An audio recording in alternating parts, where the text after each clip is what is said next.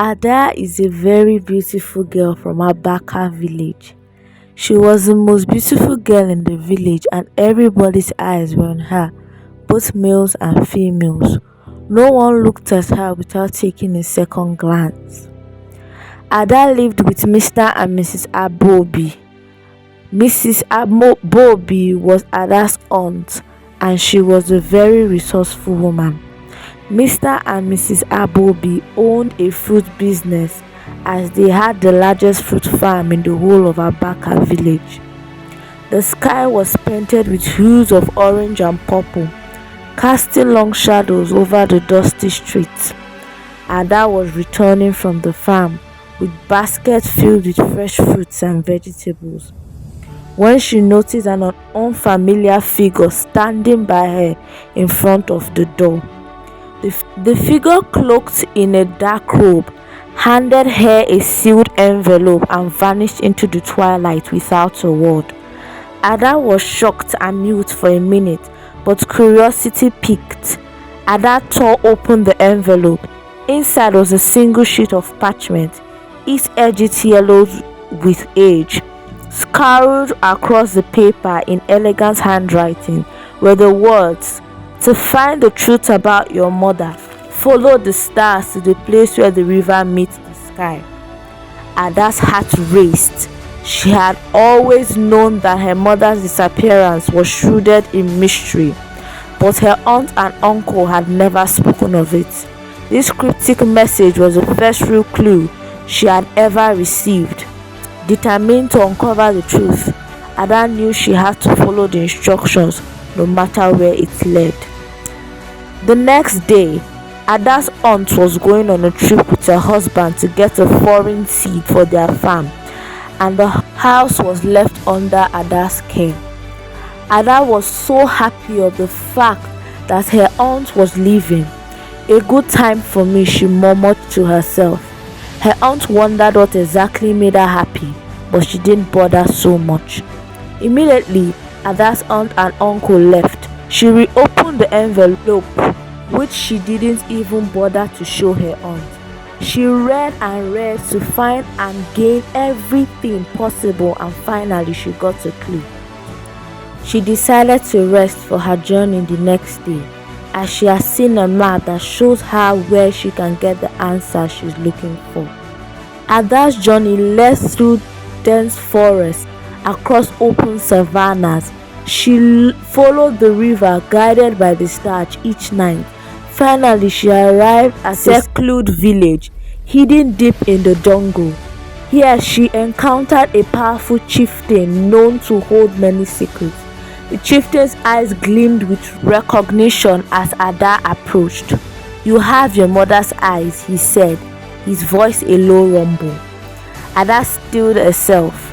"I've come to find out the truth about her. What happened to my mother?" The chieftain sighed and revealed the dark secret. "Oh dear Ada, you're so lucky. Have a seat," he beckoned. Ada sat with a bit of fear, and then the chieftain continued. "Your mother and all the other women in the past 4 generations have gone to pay their services. When your mother was 19, she got pregnant of you. She wasn't supposed to be disvirgined, as every first female child of your family has a service to pay to be a guardian angel to the village once they are 20. She left you with her younger sister, which is your aunt, when she perceived her time was near, and so she left to fulfill her mission," the chieftain said. Ada was filled with a lot of questions, and then she finally tried to mutter one out. "Why haven't I gone for my own mission?" "Ha ha ha," the chieftain laughed softly. "You're so lucky, my child. The curse ended in your mother's generation, and she was the last to encounter." "But what kind of curse is that?" Ada asked.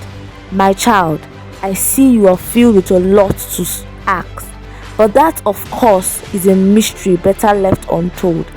But this is not the place where the river meets the sky," Ada managed to mutter. The chieftain smiled faintly and said, "This is it. Look in front of you. Then Ada looked ahead and saw the beautiful scene of the full moon where the river meets the sky. The stars were so shining and very, very bright. Go forward to the river and you will see something, Chieftain whispered to Ada. Ada was confused, but she moved forward as she placed her leg near the tide as heavy wind blew her, and she saw a woman walking towards her from the river.